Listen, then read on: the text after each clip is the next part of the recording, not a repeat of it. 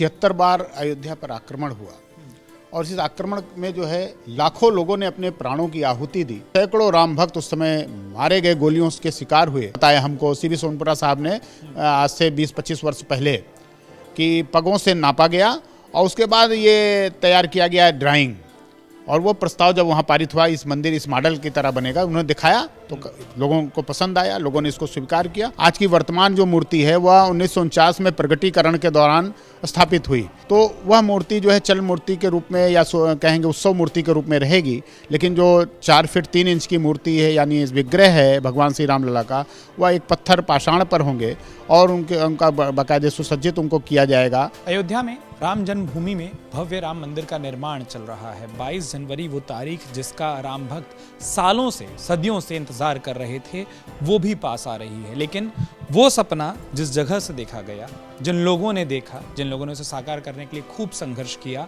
उसे अयोध्या में कारसेवकपुरम कहा जाता है।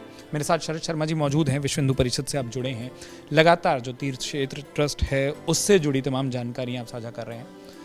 जो मैंने शुरू में भी कहा कि सालों पुराना स्वप्न था, कारसेवकपुरम में हम मौजूद हैं।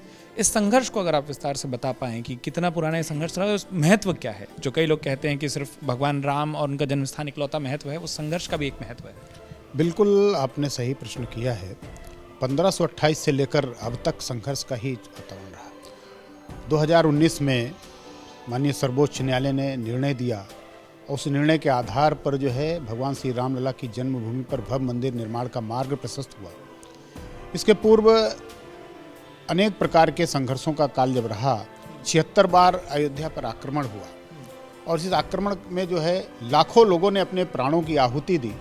30 अक्टूबर उस समय तो हम लोग नहीं देख पाए, लेकिन 30 अक्टूबर 2 नवंबर 1990 की जो घटना हुई अयोध्या में, जो सारी अयोध्या रक्त रंजित हुई, एक सरकार की निष्ठुरता के कारण, एक सरकार की जो एक तुष्टीकरण की नीति थी उसके कारण, जिसके कारण से जो हमारे सैकड़ों राम भक्त उस समय मारे गए, गोलियों के शिकार हुए, रक्त रंजित हुई अयोध्या। और यहाँ की सड़कें जो हैं वह गवाह बनी कि किस प्रकार से उनकी जो है उनका शरीर जो है वहाँ पर पड़ा था। और हम सब जो है इस विषय के साक्षी हैं कि अयोध्या में जो है लगातार ये संघर्ष जो है फिर भी चलता रहा, और लेकिन रक्त रंजित तो नहीं हुई उसके बाद। लेकिन ये है कि तमाम तरह के आंदोलन हुए, तमाम तरह की गिरफ्तारियां हुई, और गिरफ्तारियों का दौर जब जब वो सरकार आई तब तब वो करती ही रही। सौभाग्य का विषय ये रहा कि 6 दिसंबर 1992 को कल्याण सिंह जी की सरकार रही यहाँ पर, और ढांचा जो है वो कलंकित जो ढांचा था वो समाप्त हुआ, और भगवान श्री राम लला की जन्मभूमि पर मंदिर निर्माण का मार्ग प्रशस्त होने का प्रथम चरण जो है उसी दिन से प्रारंभ हम मानते हैं। तो एक समाज में जो संदेश देना था, समाज को जो एक आक्रोश था कि भाई हमारे पर 90 पर गोलियां चली, हमारे लोग हताहत हुए उसमें, उसके बाद जो है क्रोध की परिणति जो है वो 6 दिसंबर को स्फटित हो गई, और वहाँ पर मंदिर निर्माण का मार्ग जब प्रशस्त हो गया, तब से लगातार अनेक प्रकार के कार्यक्रम चले, और कार्यक्रमों के द्वारा जो है समाज को एकत्रित करना, उनको संगठित करना, उनको जो है मंदिर निर्माण के लिए जो है प्रेरित करना, ये लगातार चलता रहा साधु संतों के द्वारा, हमारे विश्व हिंदू परिषद के पदाधिकारियों के द्वारा। और राम भक्त अयोध्या आते रहे, जाते रहे, तमाम तरह के कार्यक्रम होते रहे, चाहे वह धर्म संसद हो, चाहे वह जो है संत सम्मेलन हो, चाहे वह 6 दिसंबर का कार्यक्रम हो, या भिन्न भिन्न प्रकार से कार्यक्रमों का आयोजन जो था वो समाज में जागरण के लिए हुआ, समाज उससे जागृत हुआ। और 2019 में जब निर्णय आया अंतिम माननीय सर्वोच्च न्यायालय के द्वारा, तो हम सब जो है उत्साह से परिपूर्ण हो गए, और हम सब की जो एक लंबा जो एक स्वप्न था, या कहें उस स्वप्न जो हमारे कारसेवकों ने देखा था, जो शहीद हुए, जो इस आंदोलन से जुड़े हुए विभूतियाँ थीं, चाहे वो माननीय अशोक सिंघल जी रहे हों, परमहंस रामचंद्र दास जी महाराज हों, पूज्य अवैधनाथ जी महाराज रहे हों, स्वामी वामदेव जी महाराज रहे हों, जगत गुरु पुरुषोत्तमाचार्य जी रहे हों, आचार्य गिरिराज किशोर जी रहे हों, ओमकार भावे जी रहे हों, ये सारे जो विभूतियाँ थी जो मंदिर आंदोलन से जुड़ी हुई थी, उनके स्वप्न का साकार होना ये जो है एक उत्साह में परिवर्तित हो गया। तो मुझे लगता है कि 19 के बाद जो है ये क्षण आ गया है 22 जनवरी का, और 22 जनवरी को भगवान श्री रामलला अपने भव्य और दिव्य मंदिर में पदार्पण करेंगे, उनके अपने सिंहासन पर विराजमान हो जाएंगे, और यही जो है हम सब उन कारसेवकों के प्रति भी सच्ची श्रद्धांजलि होगी हम लोगों की, और साथ साथ जो एक लंबे कालखंड की जो एक प्रतीक्षा थी वो उसकी भी सिद्धि होगी। जी, अब विस्तार से आपने बताया, और कुछ वो चेहरे, कुछ वो नाम भी आपने ले लिए जिनको कहीं ना कहीं तमाम कारसेवक श्रेय देते हैं इस पूरे आंदोलन का, जिसमें अशोक जंगल जी से लेकर आपने महंत अवैधनाथ तक का जिक्र किया है। एक प्रतिरूप हमारे बगल में, बीच में भी हमने तस्वीर में देखा था। कई लोग जब अयोध्या राम जन्मभूमि का पूरा मामला कोर्ट में था, इस प्रतिरूप के आगे सर झुकाकर चले जाते थे और उसके बाद कार्यशाला जाते थे और कुछ पत्थरों को छूकर चले जाते थे कि ठीक है, मंदिर ना बना, मंदिर का प्रतिरूप सही, वो शिलाएं सही जो कि कभी तो मंदिर में लगेंगी। इसका महत्व, ये स्वप्न कब देखा गया इस आकार का, और अब जो मंदिर बन रहा है, अगर आप थोड़ी सी उसके बारे में भी जानकारी दें। 1989 में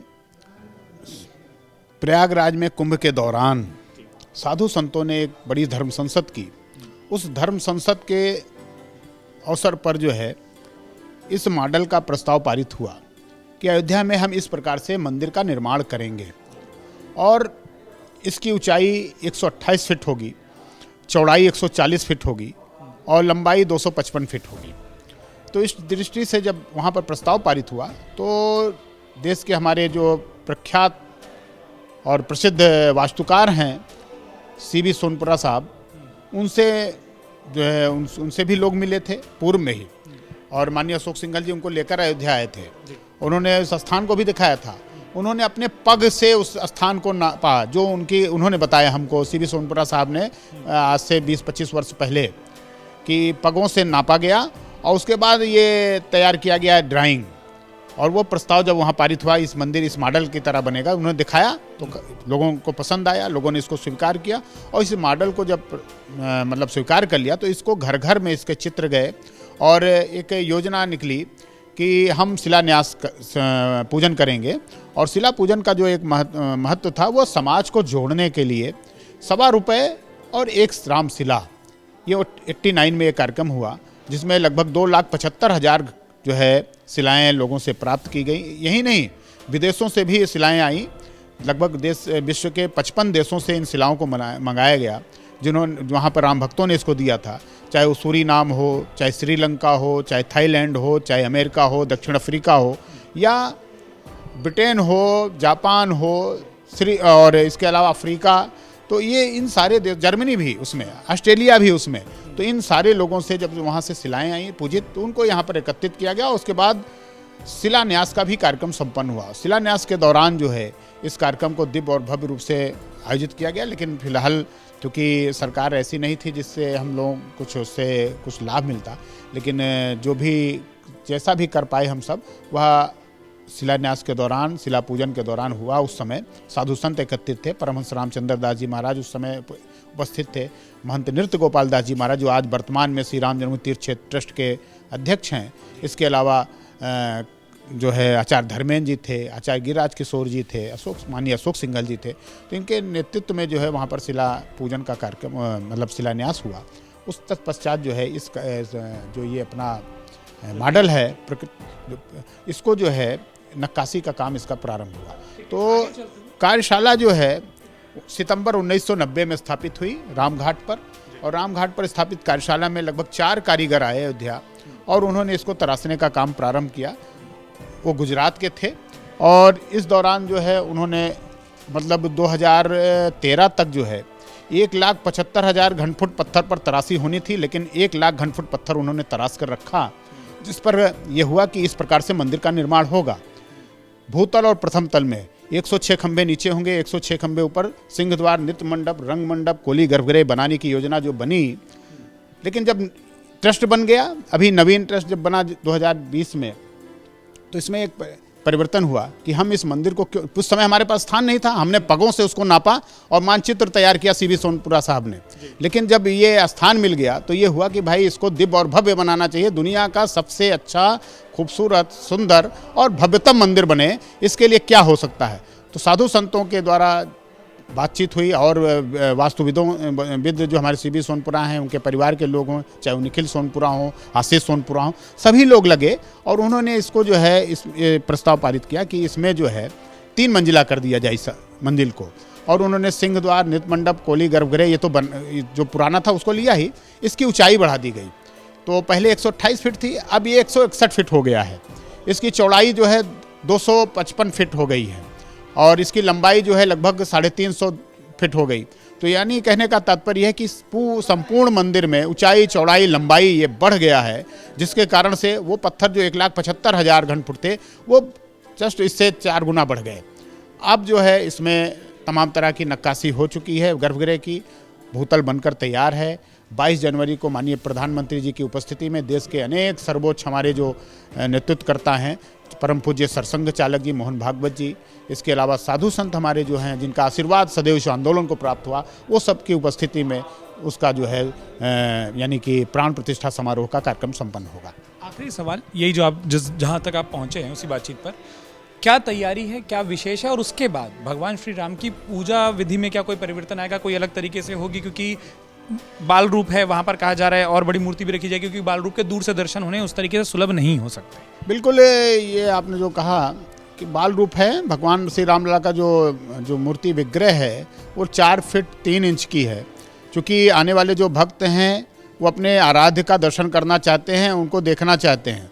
आज की वर्तमान जो मूर्ति है वह 1949 में प्रगटीकरण के दौरान स्थापित हुई, तो वह मूर्ति जो है चल मूर्ति के रूप में या कहेंगे उत्सव मूर्ति के रूप में रहेगी। लेकिन जो 4 फीट 3 इंच की मूर्ति है यानी विग्रह है भगवान श्री रामलला का, वह एक पत्थर पाषाण पर होंगे और उनका बाकायदे सुसज्जित उनको किया जाएगा।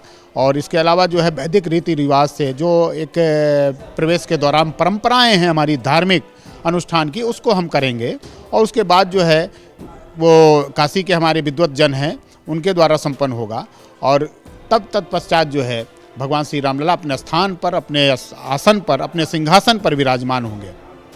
बहुत बहुत धन्यवाद। और जो पीछे हम बार बार कह रहे हैं, अगर हम तस्वीर में देखें, ये वो स्वप्न था जो सालों की मेहनत, और जैसा शरद जी ने भी बताया कि कई सारे कारसेवक थे जिनके संघर्ष के कारण, जिनके बलिदान के कारण आज पूरा होता हुआ दिखाई दे रहा है। बहुत बहुत धन्यवाद शरद जी इस तमाम चर्चा के लिए, इस तमाम जानकारी के लिए।